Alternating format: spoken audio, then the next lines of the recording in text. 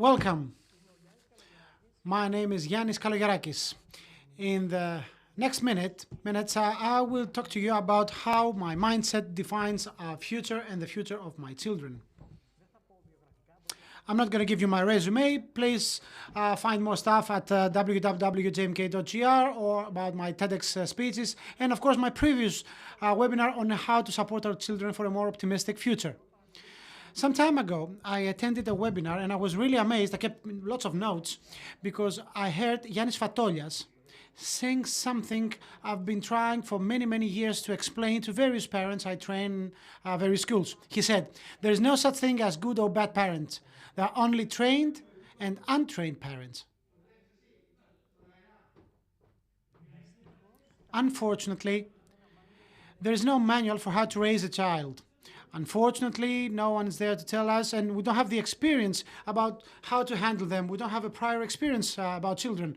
The first time they come, that's it. And it's well known, and everybody accepts that it's probably the biggest of challenges for our lifetime, how to raise a child. So they come to our lives abruptly, and we have to become overnight great in raising children.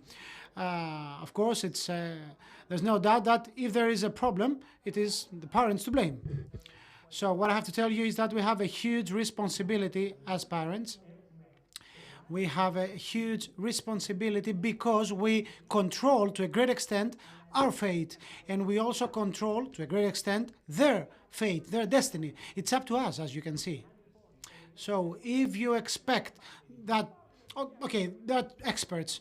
There is an abundance of experts on children, but if you expect this great one, this top one expert who will give you the force, the power, and help you with your children, then I suggest, exactly, take a look in the mirror. Take a look in the mirror and check out this one single person who can and may help you. Current reality has some great preconditions. We are led to a way of sedentary lifestyle. Our children the same. School, back to the tutorial courses, back to home, and then back to school. So as a result, their mental and physical development is sidelined, which is probably the most important component for having a healthy life in the future. This sedentary way of living undermines their physical and mental health, affecting their self-confidence, leading them to try and find different ways out, different ways of amusement or entertainment, which means sometimes dead ends. So we have the kid text messaging his mother, and the mother says, "What do IDK, LY, and TTYL mean? I don't know, I love you, see you later, talk to you later." Okay, I will ask your sister, you don't want to tell me. Actually, the kid replied, "I don't know, love you, and talk to you later." This is what these acronyms mean. It would be great for all of us to speak English fluently, but there's a brand new language, a brand new vocabulary, and to a certain extent, we feel a bit illiterate unless we know this stuff. So, we teach our children that human relationships are really difficult. They experience that at home, outside, at school, in the movies. But human relationships are quite easy if there are two preconditions met. And these two, I'm talking about love and truth. If we're able to eradicate egoism, jealousy, to eradicate trying to find utopias, then it's easy. We don't have to do everything in a perfect way. We just have to try to do our best. That's our job, to try our best. So let me tell you something. I'm amazed by that. When a footballer scores, he scores a goal, right? He runs towards a certain area. He tries to find what? You see him celebrating like that, running and going where? Most likely you know, if you're a parent, most likely you know where he's going at. Because his coach has taught him. You have to go running and give an embrace to the person who gave him the assist to score the goal. Because yes, he scored, he becomes famous, great, yes, but what about the guy who gave you the ball in order to score, the assist, the pass? This is how you build one's character. This is how the entire team builds a character. The aim of sports is to attain individual and team excellence. but also to become inspirational, to create inspiration, courage, self-confidence, etc. But all in all, the aim is to increase mental and physical strength for each and everyone. So in that webinar, I heard that we have first to become educators and then coaches. Yanis, you were absolutely right. Congratulations. Another guy named Petros, I don't know this gentleman, he said, we have partners, we don't have assistants. So a brand new term, which is hand in hand with the current state of affairs, the modern era. And another person named Stavros, respectable Stavros, hello, my dear Stavros, he said, I was moved because I see that the ground is fertile. Indeed, we have hopes for the next generation. There is a fertile ground. So first educators, and then we become coaches. Educators about the personal affairs, the professional, academic, and athletic affairs of our children. First educators, and then anything else. In our school time, we get lessons that accompany us for many, many years. Let me give you a story. I'll tell you a story. Maybe you know it already. So, a student meets his professor. Dear professor, it's me, 1999, first grade of junior high school. My boy, I don't remember you after all these years. Don't you remember you had the entire class lined up with our eyes closed trying to find a stolen watch? Ah, yes, I remember that. I remember that day. So, dear professor, thank you very, very much. Because although you found the watch in my pocket, everybody had their eyes closed, you kept on searching. And you never reported me. That was something that stigmatized me, dear professor. Ever since, I stole nothing in my life. I never took anything that didn't belong to me. And the professor replied, the reason, my boy, I don't remember you, is that while I was searching for the watch, I had my eyes closed as well. That ethos, that was the ethics of that professor. His approach about being a pedagogue is what we need to share amongst us. It's something we should embrace in order to move forward in life with our children. This is my son with my Stelios, my young nephew, when they were young. They were playing football on a pitch, and the young one came dressed in the colors of Panathinaikos, and he said, I want to play football. But, the big one said, okay, the young guy cannot play with us. He has to leave. But if that was the case, he would have started crying. So I was standing in the back, taking photos, pretending not to watch, and I was waiting for the reaction. And what happened was the following. My son said, let's have him as the goalie. We can take some shots and maybe warm up like that. Yes, warm up. So he was the goalie, the goalkeeper. The young boy was really happy. And then Michalis, my son, gave the ball to Stelios. Why don't you take a couple of shots until the match starts? And I talked to myself. I said, wow, what a great reaction. So what do I mean by that? Being gentle, being kind, being caring for another is maybe hereditary, is part of our DNA, okay? Maybe that's the case, but one has to cultivate these qualities. Okay, it's part of our DNA, so what? And I can teach them, yes, they are part of our DNA, but unless we cultivate these qualities in the proper way by all of us, the professors, the teachers, the parents, unless we cultivate these qualities, then they will vanish. This is also the reply to the question, is someone born or made like that? Yes, you do have the qualities, but unless your professor, your teacher, your parent cultivates them, it means nothing. Unless someone tries to work with them, you have to work on these qualities. Sadly, many parents are absent when raising their children. And our children have an attendance book. And because of our absenteeism or our days off, we might fail, especially during adolescence. There's no way we control their lives. Go to bed, go to sleep, go do that, do the other. No, they will get us fired. And then we will have to get ourselves reemployed. Imagine yourself being an employee of Steve Jobs. So he fires you and you have to go back, earn his trust, and get employed again. This is what it is at stake. I remember when our son was young, we used to tell him that, okay, you want to play, but when the hands of the clock go like that, 9 p.m. that is, you have to go to bed. Yes, but I'm not sleepy. I want to play. Yes, but my dear boy, it has nothing to do with whether you are dizzy or asleep or not. At 9 p.m., kids go to bed. Yeah, but I don't want to. I don't want to. I don't want to go to bed. And I remember both I and my wife was standing outside his door, trying to keep one another, in not to bow down, not to bend down and accept his demands, because there are rules in our house, and kids love rules. Discipline helps them. It makes them stronger. When you set the limits for a child, this creates safety, a feeling of security. If not, then he or she feels insecure. Leaving him being fully, absolutely free is a guarantee of problems for the future. This is the source of confusion or depression in the future. That's what experts say. So the goal is not to provide our kid with absolute freedom. Set the limits. This is a sign that you care for the boy, for the girl, not the other way around. Now, many parents say, yes, by the way, if you check my webpage on CSR and offering to society, you will check the schools I work with and you will see the feedback from parents. So parents say, I say something to him or to her and they don't agree. Yes, kids are no robots. You don't just give an order. But we tried everything. Of course you tried everything. Yes, I said it a million times. You have to say that 1 million times and one. Yes, but we did everything we can. As if the kid is supposed to listen. No, he doesn't understand. Of course, he doesn't. But you have to repeat that again and again.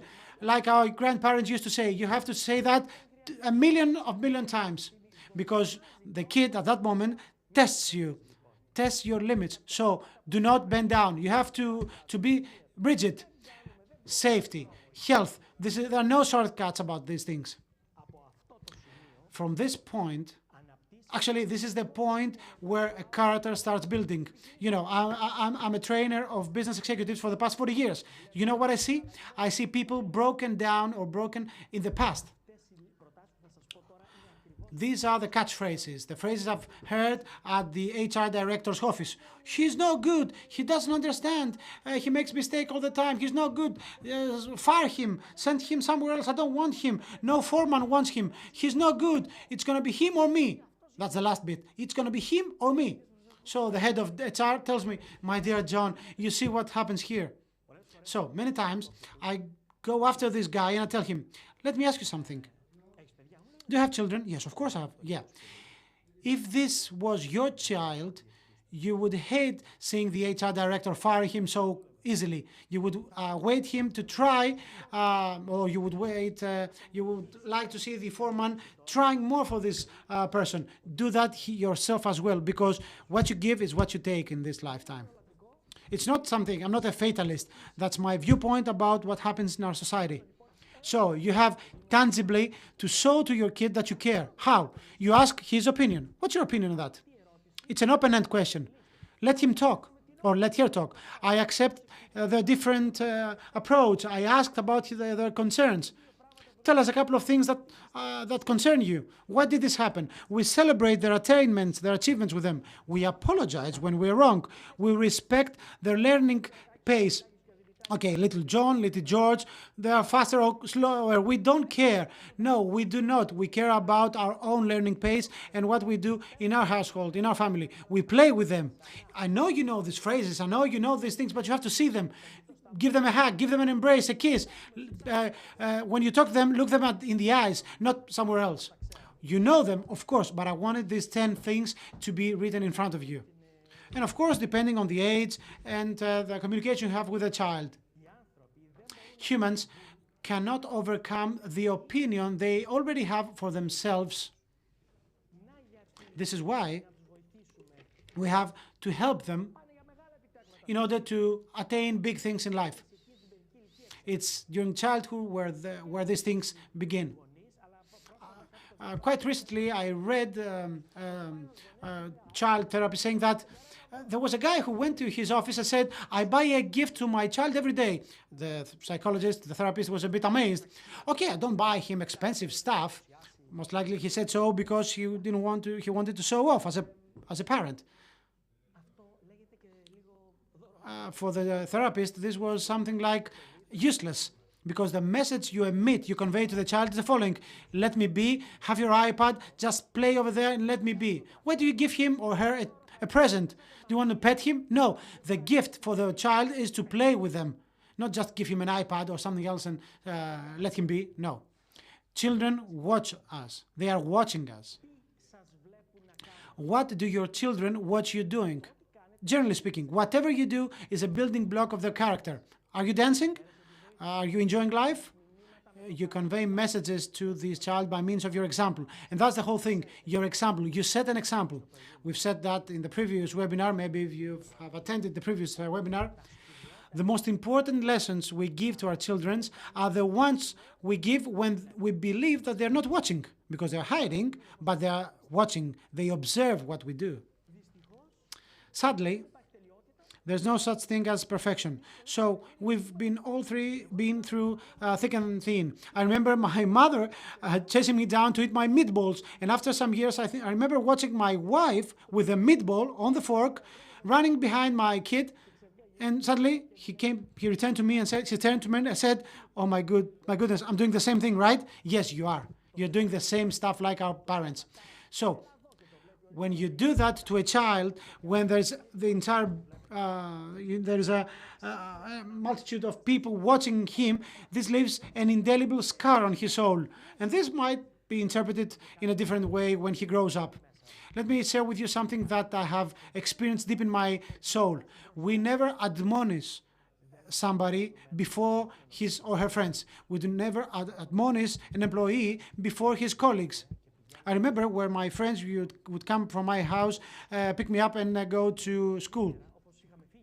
One day, we're going to the next friend's house. My father came out shouting, Yannis! My name was actually Yanakis, my nickname. So I didn't understand when somebody called me Yannis. So I said, my friends told me, hey, your father is shouting. Is it for me? Daddy, what's wrong? Come back, come back, come back, come back. I want to tell you something. What? Come back, come back. I want to tell you something. Oh, come on, Daddy, I want to go to school. No, come back. So I went there and he told me, come on, you have to drink your milk. I didn't get it, to be honest, at the beginning. I drank my glass of milk and I went to school. Okay, I didn't get it, to be honest. After a few days, we went to pick up another of our friends, Yannis himself, and I remember his mother shouting, Yanakis, my little John, come and drink your glass of milk. Oh my goodness, he was so embarrassed and we made fun of him. Go drink your milk. So when we grew old, we remember telling him, what about your milk, John? I remember on that day, I went back home, I hugged my brother, my father, my apologies, and I gave him a kiss. Why is that for? I know why. So it's very important not to admonish and make fool of a kid before his, in the presence of his friends. In the past, that was something accepted. Actually, we used to use violence. Violence is not accepted anymore. We used to call it the birds in the past. But emphasizing overtly, excessively in criticizing the kid creates the feeling of guilt, of shame. It's not helpful to change his behavior. If we do not do that at all, then we weaken the kid, we weaken his will to change, and we do not make them as responsible as they should. Okay, they made a mess out of the kitchen. So what? This is the most important memory. The game, because of course you can clean the kitchen table, but no one can clean the soul of a child which is filled with scars and bad memories. So I recommend, let's create positive, indelible memories. Okay, a messy house, it can be cleaned. Let them play. We can have the kids clean it up. In Japan, they do it. You know that there are no cleaners at school. The kids clean the class, because these are memories that will last forever. Our choices, and every choice has a repercussion. No matter what you do, you wake up in the morning, right? What time will you wake up?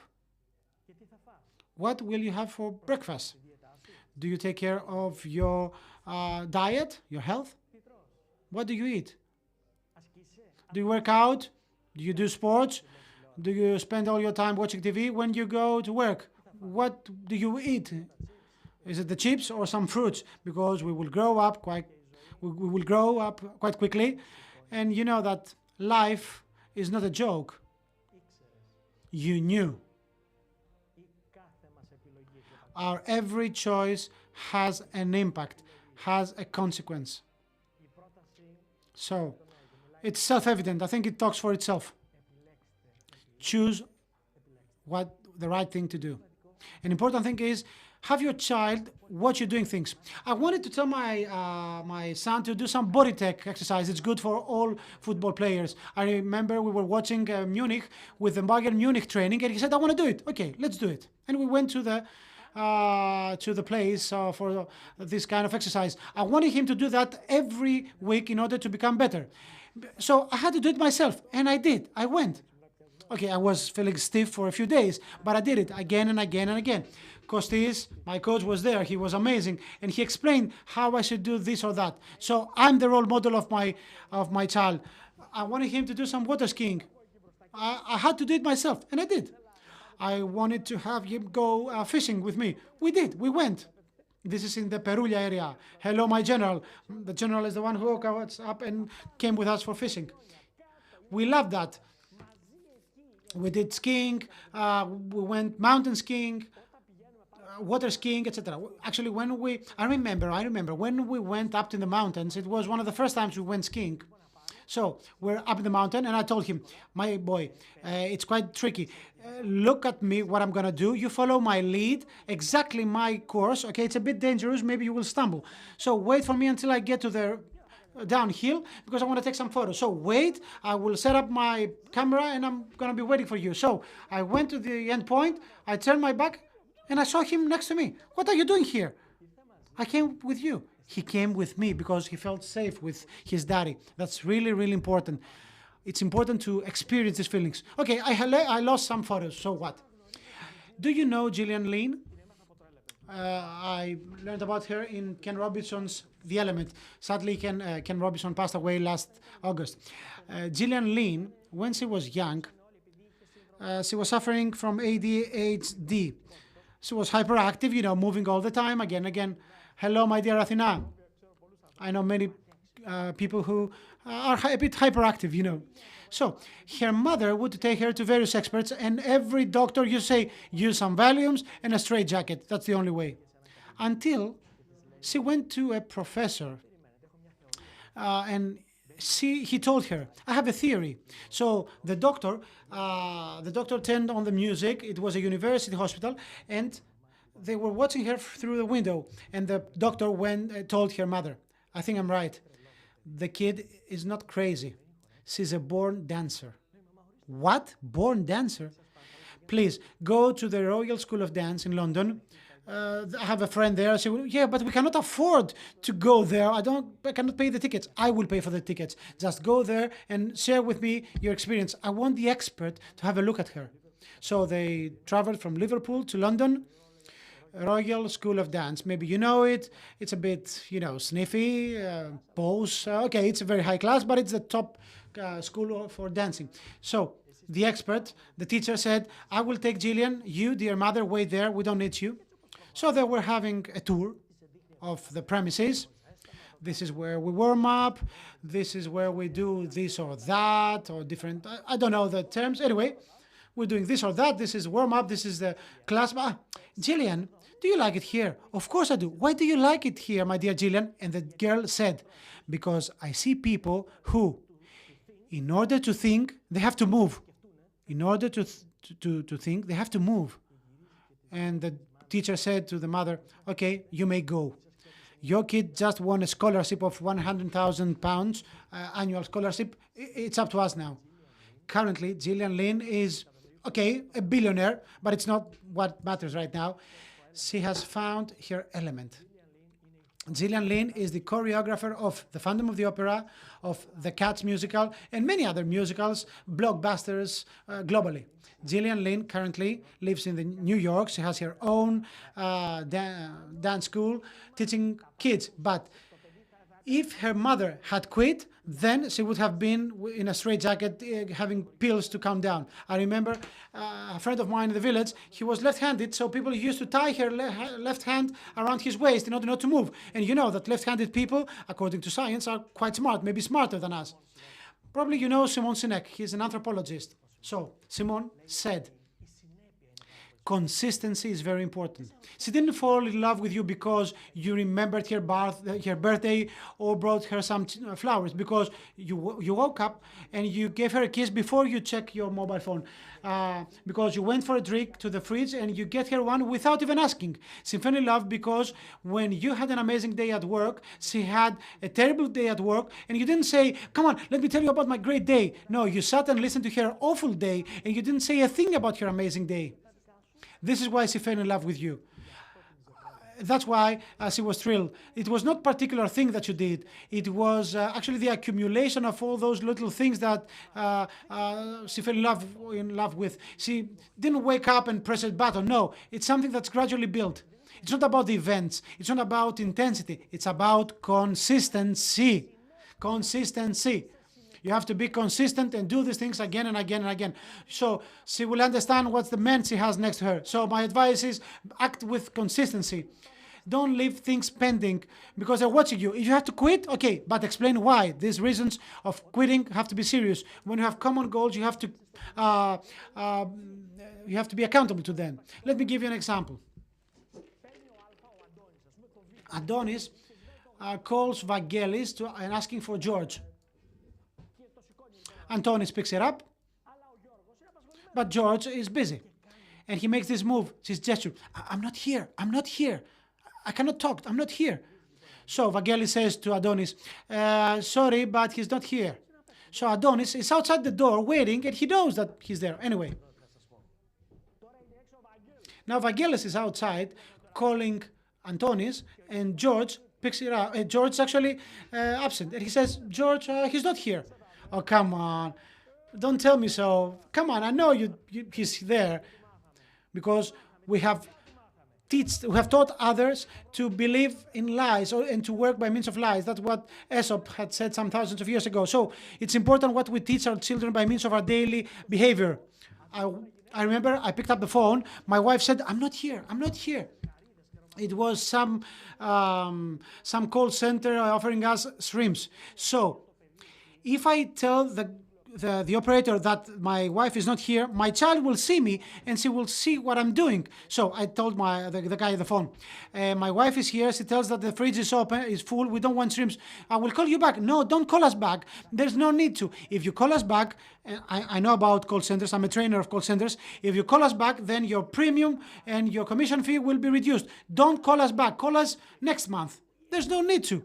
My wife is here, but she's busy and the fridge is filled. So be sincere in your life.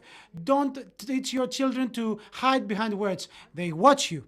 They're watching you. If you fail, if you succeed, celebrate. If you fail, celebrate it as well. Because in this life, you either succeed, you either win, or you learn. You never lose. Talk with the guy. Why did this happen? The whole thing is no shortcuts, no bypassing.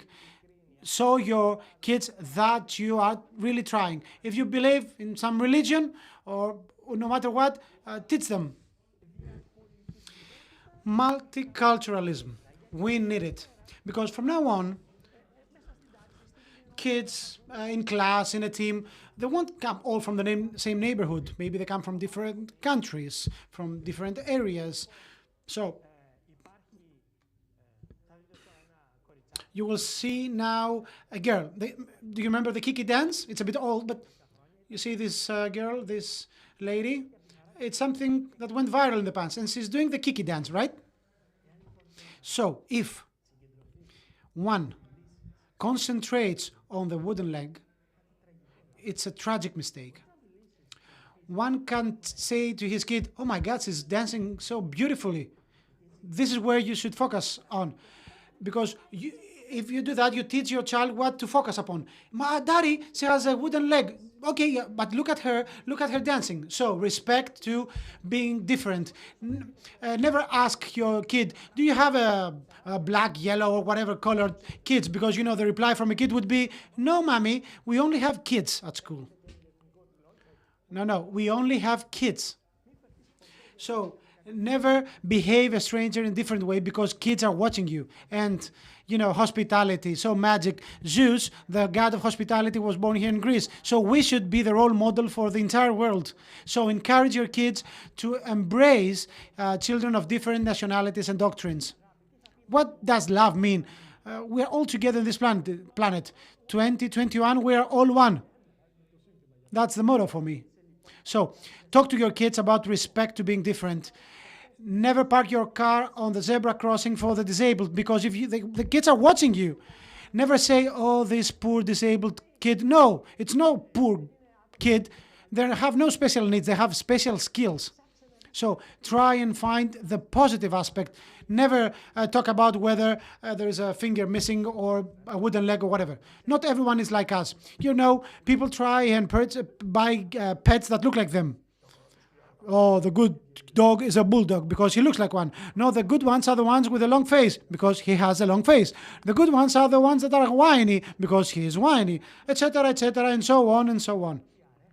People love having someone who comes from the same neighborhood and looks like him. I want to tell you something. We are all different. We are all different. Maybe you've seen the McPC ads. Everything is different. I remember the kid raising the hand. Dear professor, I didn't understand. And the teacher repeats herself. And the kid says, I didn't say I didn't listen. I said I didn't understand. And the teacher, for the third time, she shouts, no, I told you, I didn't get it. It's not that I didn't listen to it. So the teacher is the special. She knows that every kid learns things in a different way. The teacher has learned about the so-called multiple intelligence. It's Howard Gardner's theory from Harvard. She has a degree, so she knows about that. Some kids understand things visually by touching stuff, etc. It's a matter of LLP education. So the teacher has to use different ways. It's not one size fits all. If he gets it, okay. If he doesn't, he fails. No, that's your role, dear teacher. You have to teach them in different ways. Teachers know that already. I'm saying that for us, for the parents. Yes, I have two kids. I keep on saying the same stuff again. I cannot say that in different ways. Yes, you have, because we are all different. I remember there was a party with a teacher saying, Mr. Kalogerakis, my kids, they don't pay attention. They're doing other stuff. They don't pay attention. They rub their noses, etc. And I was about to tell her, you're doing a perfect class, right? Oh, yes, I said. She said so because she thought we were colleagues, to put like that. Oh, really? And you have 10 years of experience? No, I have 12 years of experience, Mr. Kalogerakis. And you have a master? No, I have 2 master's degrees. And my lady, you have 2 master's degrees, 12 years of experience, and you don't understand why the kids are behaving like that. Your responsibility is huge. Many parents believe that their children are like bonsai trees. You have to take care of them, trim them, the leaves, and pet them and brandish them, etc., and talk to them. No. It's the wrong allegory. Our kids are no bonsai trees. Our kids are wild flowers out in the open, different flowers, beautiful. They need no trimming. Just let them be. Let them go out. They are wild flowers. This is how we should approach them. Unique, special, individual. All kids are special, unique, individual. All kids. Also, we know very well that kids need role models. And these are the indirect benefits of sports. A kid loves watching a role model, and I remember when Zidane batted someone, in my son's class, 3 guys batted one each other. So the role model has a huge responsibility. Sports, as an ideal, helps socialize people and builds relationships of trust between the people competing. It makes people familiar with recognizing the value of the opponent and the development of respect. We all know that top athletes are role models for our children. Their behavior, and they may affect the youngster in various critical issues like drugs, drinking, smoking. These people are role models. They set an example. Most likely you have seen the behavior of these top athletes, the extent of the impact they have on our children. So they are the role models. They set an example. Everybody needs a role model because especially kids are very good in mimicking. This is how they imitate things. That's why they learn how to walk. So they look at you and they look up to you. Check this out. New York, Fifth Avenue. The kid is watching the Greek soldier in the traditional outfit, and this creates a dream for him. And most likely you have all learned about George Samaras, the football player. I studied in Glasgow, and every time I talked with kids from Glasgow, everybody used to say things about his ethos, his mindset. I had the honor, the privilege of meeting him in an economist event, and I was amazed by his deep qualities. Yes, if I were a child, I would love to have him as my role model. This guy you see here, okay, it's a child suffering from this or that syndrome.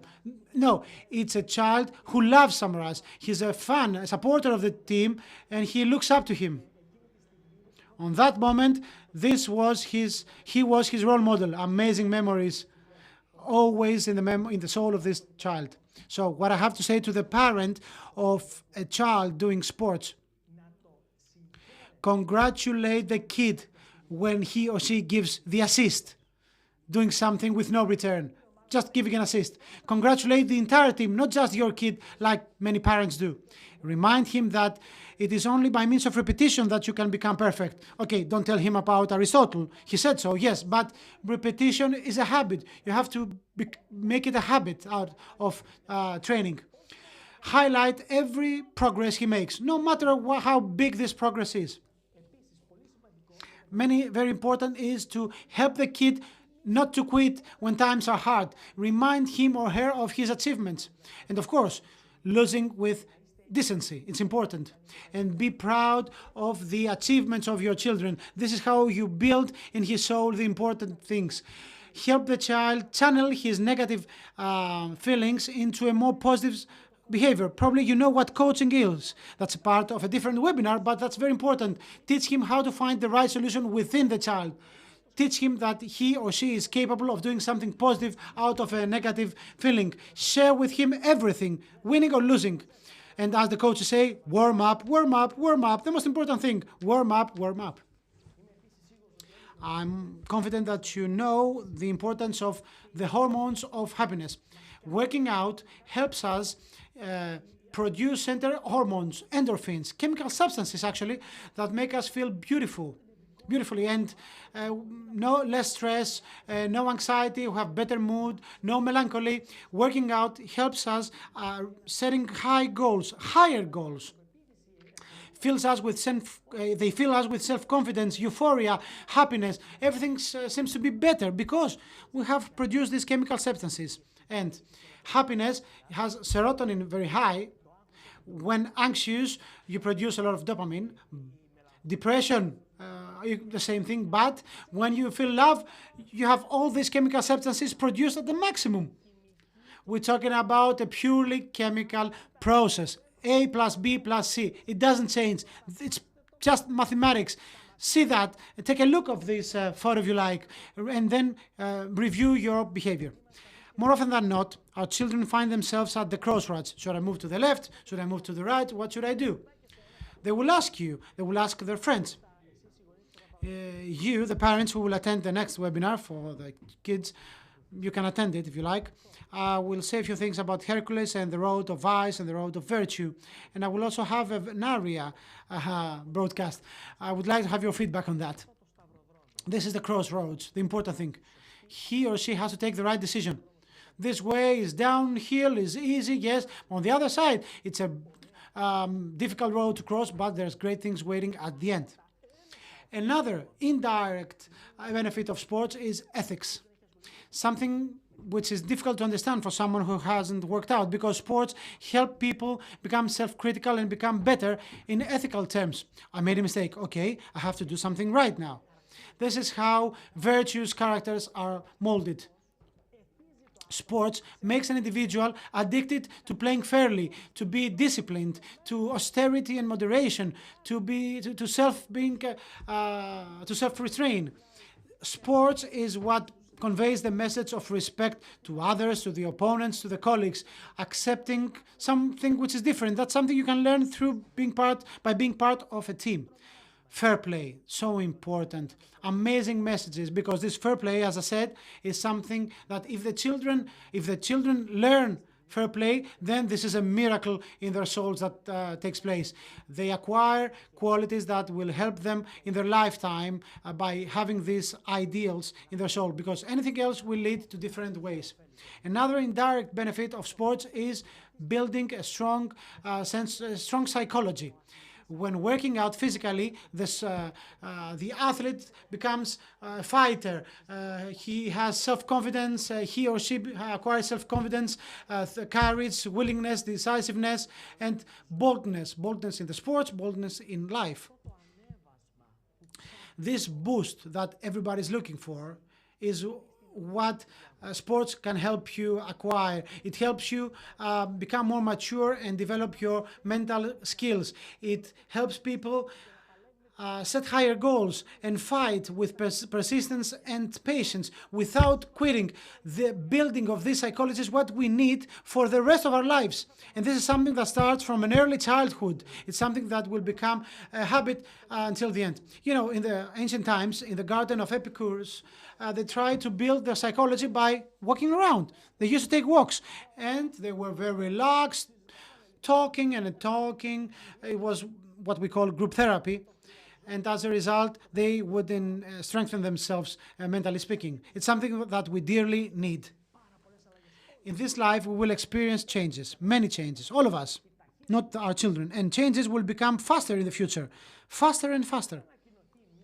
When a change is announced, the individual becomes frozen, then he falls into rejection, then he's angry, then he negotiates, then he's depressed, and then he tries the change. In the end, he accepts change.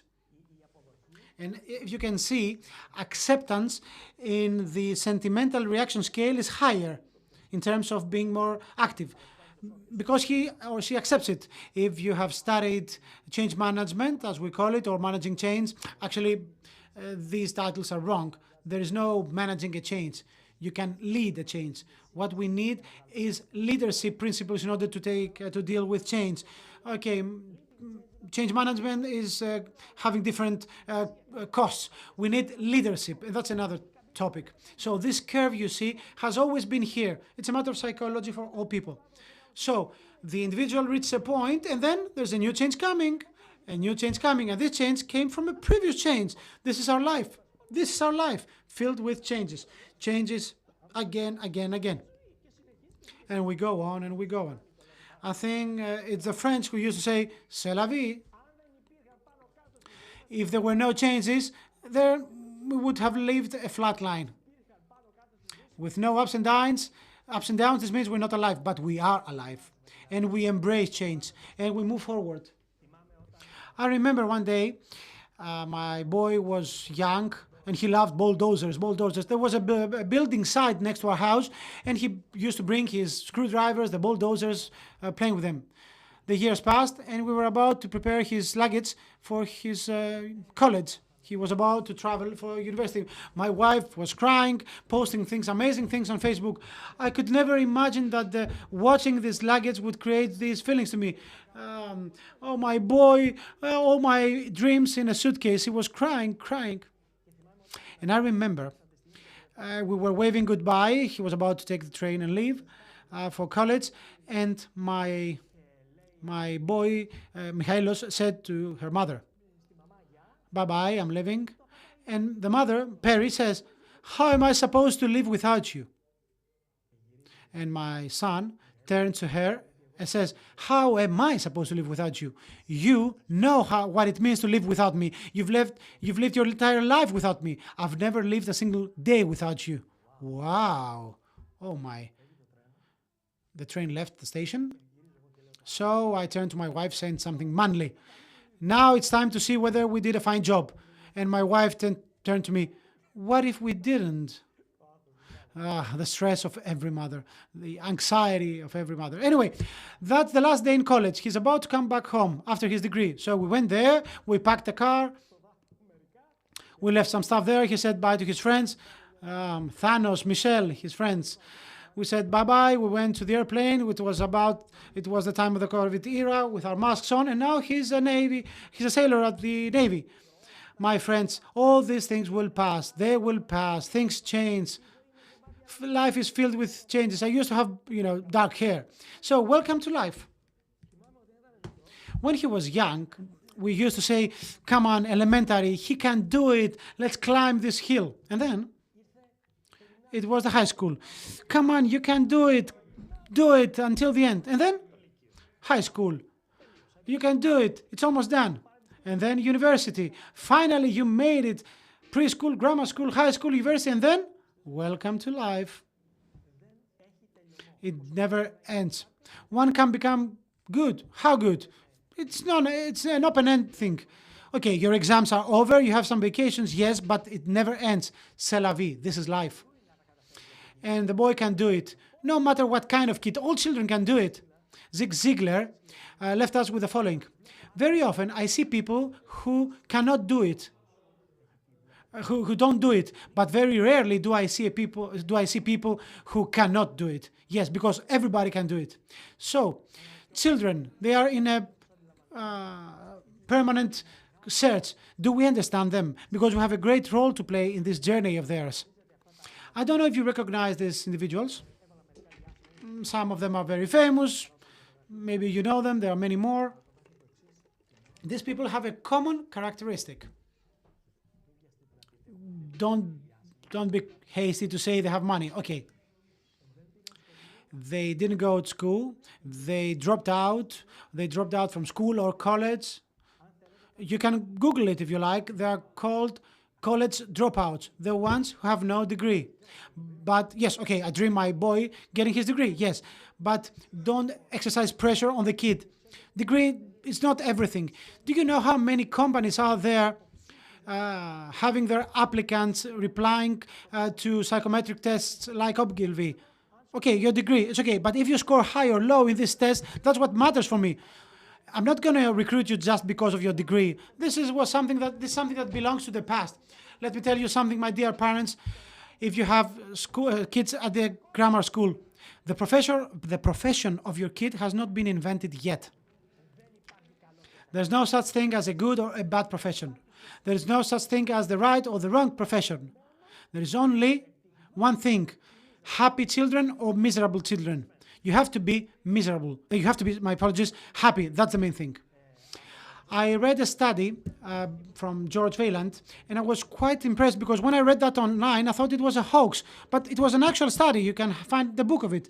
It's a study 70 years long from the Harvard Medical School on what is the thing that makes people happy. And they follow up with people since the day one of their life, people who were born between 1940 and 1945, men of American nationality, and they keep on following up with them. The aim of this study was to identify whether there can be some kind of prognosis of healthy aging. That's the aim of this study. What's the thing that will give us some healthy third age? You can Google it, of course. It's very, very important, the kind of relationship between the kid, the child, and the mother. Men who had a great relationship with their mothers earned more money in average. Actually, the Americans they also measure money. Men who had bad relationships with their mothers had large probability of dementia when aging. And those who had a great relationship with their mothers had a more effective and more efficient professional life. And we're talking about something quantifiable, measurable, right? So the warmth of a good relationship with the father was related to lower rates of stress in adult life, better satisfaction of vacations, better satisfaction of life, as we call it, in the age of 75. So both the mother and the father were there to provide with something important. Financial happiness depends on the warmth of relationships, not from IQ. And we try to bombard our kids with knowledge. No, it's mainly about relationships. and there was a huge difference in the money earned, okay? It's an amazing study. Please find it. The end point of this study was happiness is about love. So Beatles were right. Whoa, other members of the academia criticized them. Okay, but that's what he said. And he actually put that in print in the book. The Beatles were right. All you need is love. Nothing more important than love. Everybody used to talk about love. You cannot imagine how important it is for our children to grow properly and for our own happiness as well. Let me tell you something. There's a chemical process that helps us feel great, and there's another one that makes us feel bad. So it's noxious for our life. Your body suffers, your health is degraded if you don't feel love. Love is great. Elation. Read the Jesus Christ, if you like, letters to the Corinthians about love. Do whatever you like, but the most important thing is love. It's before us, and we feel embarrassed to say that. But that's the secret. All you need is love. An individual dreams of going to point A to point B, okay? There's a plan to do so. The same with a car, to go from point A to go to point B, or a company to go from point A to go to point B. The way to do so for a car, it's very easy. It takes time, it takes money, a strategy, the route, and some fuel, and the driver. In the case of organizations and companies, it takes time, some money, a strategy, and of course the fuel is the leadership and the people to get the company from point A to point B. So, I want to tell you something. We work ourselves out to take an organization from point A to B. What about the strategy about our life? Why do we sideline that? You prepare a journey from many hours. Sak is my best man. When there's a journey to take, he organizes everything, the budget, the petrol station, the mileage, everything. It's great, but shouldn't we do the same thing for our lifetime? Shouldn't we have a strategy for our life when we do the same marketing strategies for a product? Why don't we pay attention to our own life? What's the fuel? What's the strategy for that? I said so, and I sang it as well. We know what the fuel is. Love. Actually, unconditional love. The great secret is children, they imitate us, so they can love themselves subject to our own demonstration or our own evidencing that this is what unconditional love is. So never say that you don't know about that. Those of you attending this webinar, now you know. One day in Glasgow, I was asked by a journalist, it's a survey, sir, you're a foreigner, okay? Can you tell us what is the biggest problem of the Scottish people? It's easy. They cannot control themselves. They keep on drinking all the day long. They cannot contain themselves. They drink a lot. They drink too much. I don't know, it's because of the sun, the cloud, or anyway, that's the main problem. By accident, after some years, I was in Greece and I was asked the same thing in Thessaloniki. A journalist came and told, please tell us, what's the biggest problem of Greeks after living all these years abroad? Let me have your own feedback. And I said, it's evident. Our inability to work as a team. You know, sometimes we say this is Chinese for us, right? In Japan, they have a saying involving Greeks. It goes like that. If you want your company to move forward, have a Greek at the helm. And then, if you want your company to go bankrupt, have 2 Greeks at the helm. You understand what I mean? 2 Greeks will have a fight, of course. Sports, the assist given to someone to score is the important thing about sports. This solidarity and teamwork taught by the coach, the right coach, here it is. The person who will teach the team to be a team, a true team, is what we're looking for. A child is not good with the ball, and then he practices more and more, he becomes better. I remember my son saying, Mr. Mimis, Coach Mimis is giving us a hard time. Yes, but you used to play and win by 1-0, and after Mr. Mimis' time, you would score 10 goals, 8 goals, 11 goals, 12 goals. Amazing. Because Mr. Mimis was a bit hard on them, and they liked it. Because this is what the coach is supposed to do. He's the expert. He will take you by the hand and help you take off. So it is within a team that these things may be taught. I think it's quite obvious that working out becomes sports when there's a competitive element in it. If someone goes out running on his own on the streets, okay, then he works out. It's great. But if there is an opponent, a stopwatch, or an opponent, or some goals, then we're talking about sports or athleticism, as we call it. So when you think of the benefits of sports, our main thought is our state of fitness, right? So I told you before that there are spiritual, mental, psychological, physical benefits when you work out, because our mood becomes better when we work out. We are better in concentration, no less stress, no anxiety, better sleeping. We have higher self-confidence and self-esteem. And this is all thanks to sports. So put on your sneakers and go out and run and create something. And create things. And let me tell you something else. When children come up with a strategy to attain something, as a result, they become more creative. I don't know if you've seen our DVD on how to make more creative kids. There are certain exercises, mental exercises, in order to kickstart our mind. So if you have a good coach and you start thinking, frying eggs in peculiar ways, this means that you become more creative. If you cut a slice of onion and have the egg as a mold, that makes it more creative. Okay, this is a bit more artistic. Okay, it's great, but what you see here is no egg. No egg with French fries.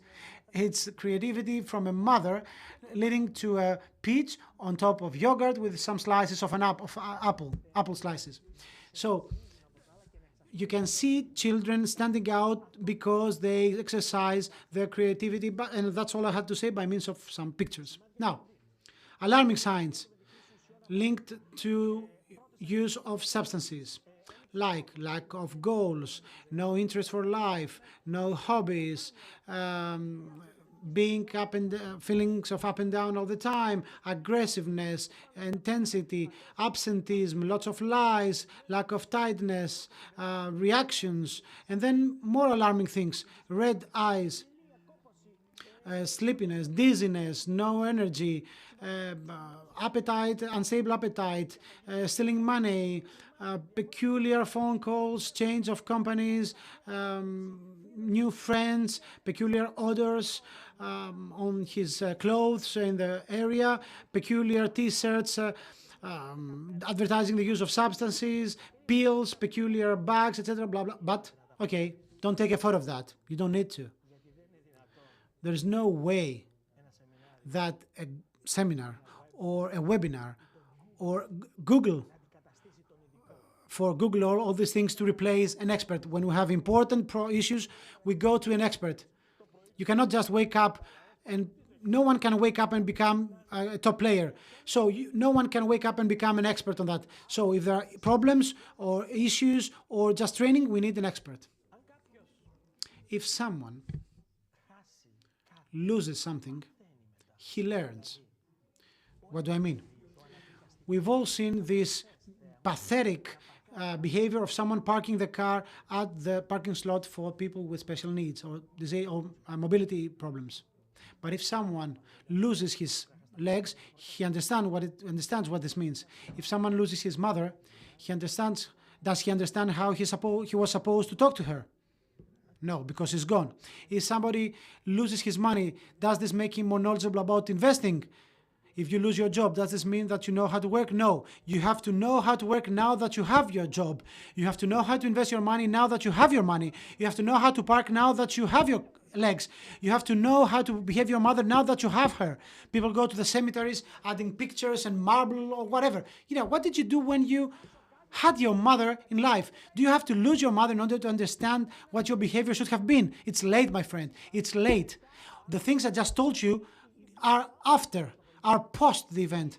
Those who are smart react before, prior to the event. It's now your time to behave right to your mother. It's now to behave the right way to your kid. It's now to show your kid how you should park your car. So think of it.